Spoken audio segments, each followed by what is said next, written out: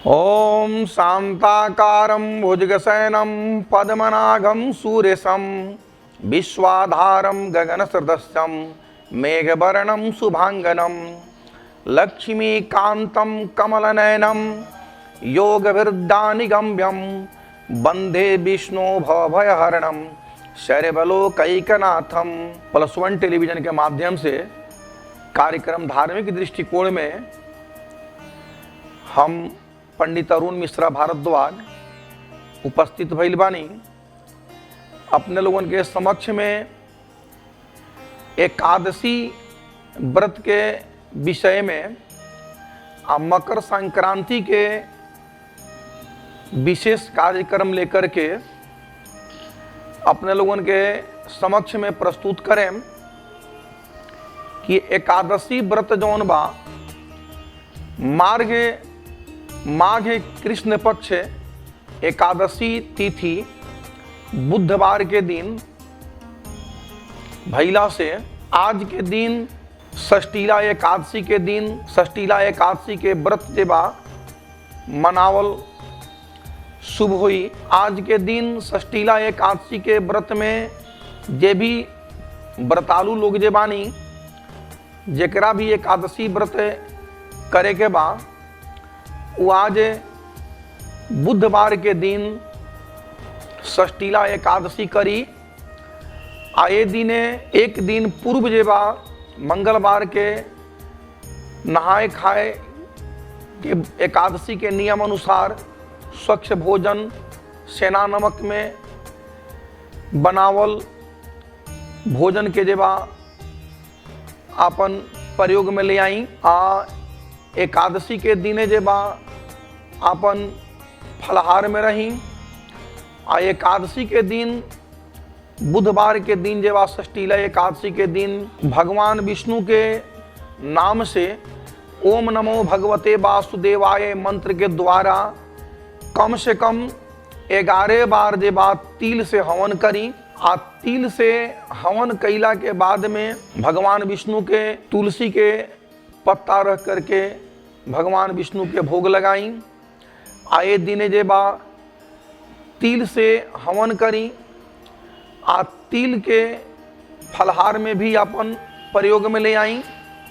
आए विधि से जे बा आज बुधवार के दिन जे बा षष्ठीला एकादशी के दिन नियम अनुसार जे बा एकादशी व्रत के पालन करी। आज सुबह में जे बा गुरुवार के दिन जे बा हमनी के माघी पर्व जौन के कहीं न सन मकर संक्रांति भी कहल जाला, खिचड़ी भी कहल जाला। तो गुरुवार के दिन मकर संक्रांति के व्रत जे बा मनाई। ऐसे संक्रांति जे बा 12 महीना में 12 गो संक्रांति होला। हर एक संक्रांति के अपन अपन महत्व जे बा फलदायक होला। जौना में विशेष रूप से मकर संक्रांति के जे बा विशेष फलदायक मानल जाला। ऐसे मकर संक्रांति के वेद पुराण में भी ग्रंथ में भी उल्लेख बतावल बा कि भीष्म पितामह महाभारत के समय में भीष्म पितामह के जे बा इच्छा मृत्यु के प्रधान रहे। तो वहाँ के इच्छा रहे जे जब सूर्य जे बा मकर राशि में वहाँ के जब आएम उत्तरायण में जे बा जब होखेम तो वही दिन हम जे बा अपन प्राण जे बा तेजेम। तो महाभारत के जब तकले युद्ध भइल तब तकले भीष्म पितामह जे बा बाण के सैया पर वहाँ के लेटल रह गईनी।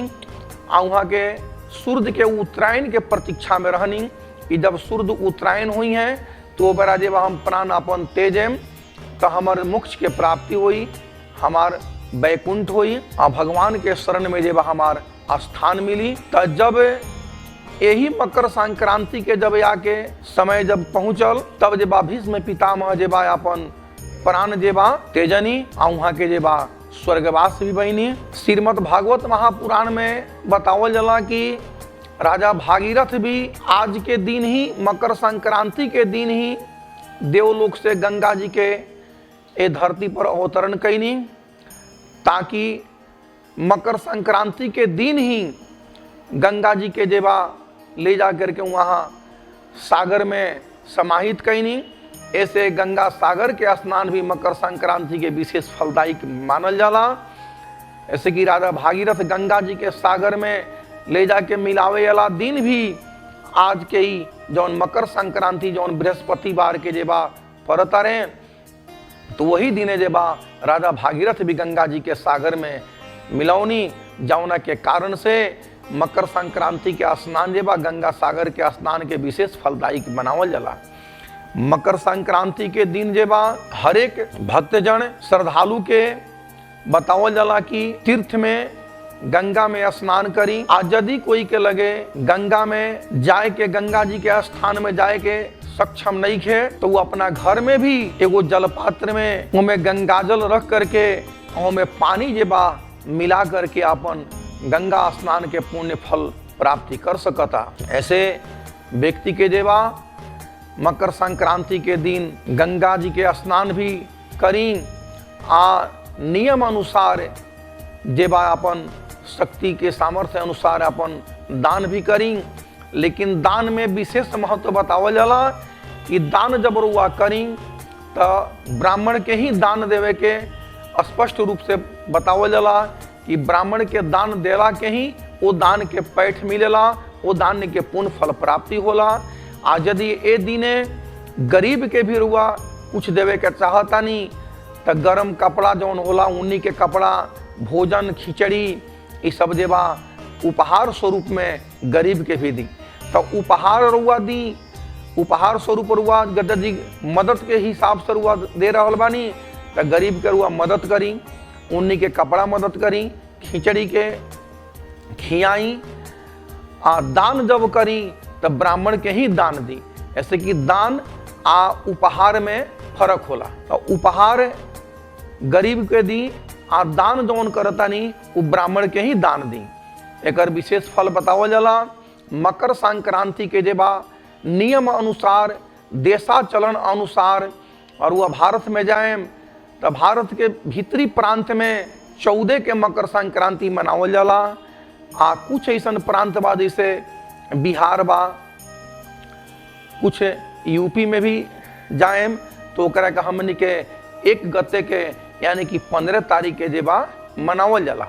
तो संक्रांति जेबा हर एक महीना के जौन 1 गते होला उ संक्रांति में आवेला। जब हर एक महीना के सूर्य जेबा अपन स्थान एक राशि से दूसरा राशि में वहाँ के प्रवेश करीने, ओकरे के ही संक्रांति कहल जाला। तो 12 राशि होला और 12 गो संक्रांति भी होला। तो वो से 12 संक्रांति 12 महीना के एमे से बा विशेष फलदायी की जेबा मकर संक्रांति के मनावल जाला। मकर संक्रांति के जे बतावल गईल बा एकर जे रुआ रुअन के बतौनी है, श्रीमद् भागवत महापुराण से भी रुआ के बतौनी है, महाभारत के पुराण से भी रुआ लोगन के हम दर्शौनी है। एकर जेबा एक ग्रंथ के जेबा में उल्लेख रुआ मिली। अब रह गई मकर संक्रांति पर विशेष दान के जेबा हम बताम चर्चा करें। राशि अनुसार कौना राशि के का दान कैला के फल जौन बाटे मिलेला। मकर संक्रांति जेबा सूर्य देव मकर राशि में प्रवेश करीने ए दिन से एकरा के कई गुना फल जेबा मिलेला। तो एमे जेबा मेष राशि के जेबा लाल वस्त्र आ गुड़ के दान करे के चाही, ओकर विशेष फलदायी होला। वृषभ राशि के जेबा सफेद वस्त्र या चावल या दही जेबा दान करी ब्राह्मण के। मिथुन राशि के जेबा हरा मूंग आ हरा सब्जी के दान कैला के विशेष महत्व बतावल जाला। कर्क राशि के जेबा दूध या चावल दान कैला के विशेष फल बतावल जाला। सिंह राशि के जेबा गेहूं आ गुड़ दान कैला के विशेष फल बतावल जाला। कन्या राशि के जेबा हरा वस्त्र आ हरा मूंग के दान कैला के विशेष फल बतावल बा। तुला राशि के जेबा सफेद वस्त्र आ घी के दान कैला के महत्व बतावल जाला। वृश्चिक राशि के जेबा लाल फल आ गुड़ के दान कैला के फल बतावल जाला। धनु राशि के जेबा चना के दाल आ पीला फूल के दान कैला के फल विशेष बतावल जाला। मकर राशि के जे बा काला तिल आ सरसों का तेल दान कैला के विशेष फलदायक होला। कुंभ राशि के जे बा काला कंबल आ तिल के दान कैला के विशेष फल बतावल जाला। मीन राशि के जे बा चना के दाल आ पीला फूल के जे बा दान कैला के विशेष फल बतावल जाला। ऐसे मकर संक्रांति पर जे बा तिल, खिचड़ी आ गरम कपड़ा के दान कैला के अत्यंत शुभ फल बतावल जाला। ऐसे जे बा रुआ लोगन इतना पर ध्यान रखें कि मकर संक्रांति के दिन जे बा खिचड़ी के दिन भी एकरा के कहल जाला, तिला संक्रांति भी एकरा के कहल जाला। और एक तरह के हर एक जगह अनुसार जे बा एकरा नाम भी अलग अलग प्रख्यात बा। खिचड़ी के मकर संक्रांति के दिन तिल, मीठा पदार्थ जे बा दान करी, खिचड़ी खाई। आ खिचड़ी जे बा जैसे उड़द के दाल, घी आदि ये सब मिला के जे बा खिचड़ी बनावल जाला, नमक मिलावल जाला। तो ऐसे जे बा अगर हुआ ये सब के मिश्रण चीज जे पर हुआ दान करतानी तो ओकर फल भी बहुत ज्यादा बतावल जाला। एमे जे बा कहीं कहीं लोका अपवाद जे बा आवला आया तो बा जे खिचड़ी यानी कि बृहस्पति के बा, तब बृहस्पति के दिन ही जे बा एकादशी व्रत के जे बा कहीं कहीं जे बा बात आवता। तो ऐसे एमे रुआ लोगन निर्विघ्नता पूर्वक निसंकोच होकर हुआ बुधवार के दिन तिला एकादशी मनाई आ बृहस्पतिवार के जे बा मकर संक्रांति के व्रत मनाई। आज यदि मान ली कि कहीं संजोगवश खिचड़ी यानी कि मकर संक्रांति आ एकादशी अभी तो एक बार पड़ल तो नहीं है, लेकिन कहीं पर भी जाए तो इतना बात ध्यान में रखें हम लोगन कि बार से ज्यादा महत्व जे बा व्रत के दियाला, जौन की एक मास में एगो पड़ेला चाहे दूगो पड़ेला। आ ओहू से ज्यादा महत्व जे बा त्यौहार के दियाला। तो ध्यान में रखें कि अगर एकादशी जे बा तो साल में रुआ 24 गो पड़ी, 2 मास लाग जाई तो 26 गो एकादशी हो जाई। लेकिन संक्रांति जब बा खिचड़ी मकर संक्रांति साल में एके बेर पड़ी। तो यदि वैसन पोजीशन आ जाए तो एकर भी जे बा उपाय बतावल बा कि यदि वो तरह के पोजीशन आ जाए तो रुआ निर्विघ्नता पूर्वक जे बा मकर संक्रांति के व्रत मनाएम। आ यदि ओमे रुआ सस्पिशन आवता जे खिचड़ी एकादशी के दिन अन्न के परित्याग करे के चाही, तो जेकरा एकादशी करे के बा उहे जे बा अन्न के परित्याग करी। आ यदि ओकरा एकादशी आ प्लस मकर संक्रांति दोनों अगर एक बेर आके मिल गई आ दोनों एक बेर मनावता तो साबूदाना के भी खिचड़ी बना के ओकरा खैला में कोनो दोष नहीं के, यानी कि साबूदाना जे बा फलहारी में आवेला। ए प्रकार से जे बा हम मकर संक्रांति आ षष्ठीला एकादशी के व्रत में अपने लोगों के समक्ष जे बा हम प्रस्तुत कैनी है। अब जे बा हम पंडित अरुण मिश्र भारद्वाज जे बा +1 टेलीविजन के माध्यम से कार्यक्रम धार्मिक दृष्टिकोण से हम विदा लेवे के चाहतानी। बहुत से ज्यादा अपना हित परिजन के पास जे बा एकरा के शेयर करें, एकरा के सब्सक्राइब करें, ऐसे कि ज्ञान बांटला से बहुत ज्यादा पुण्य के फल के प्राप्ति होला। ऐसे जे बा अभी इतना हम 2 शब्द कह के जे बा हम अपना वाणी के विराम देते हुए हम विदा लेवे के चाहतानी। जय माता दी।